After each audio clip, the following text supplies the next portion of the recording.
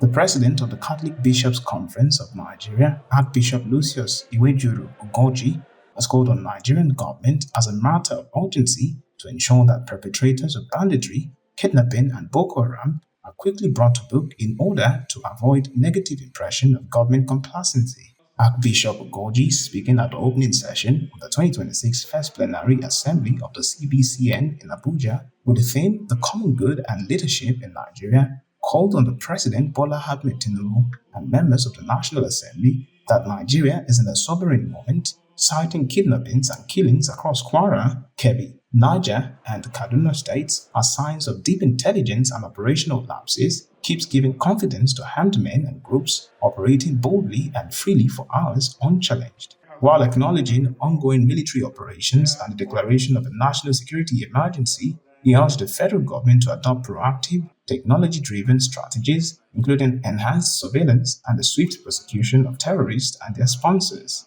Our country has continued to experience rising security challenges.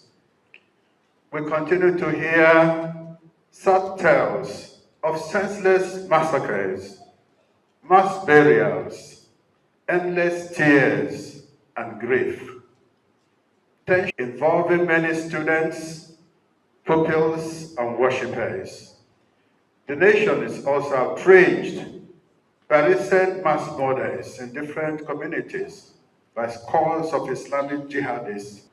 Government has also to ensure that perpetrators of insurgency, banditry, and kidnapping and their sponsors are swiftly arrested, prosecuted, and held accountable under the law to deter others. He urged the lawmakers to strengthen the Electoral Act by mandating real-time electronic transmission of results, insisting that transparency in elections must match digital reforms introduced in taxation and other sectors, announcing he would step down as CBCN president at the end of the plenary.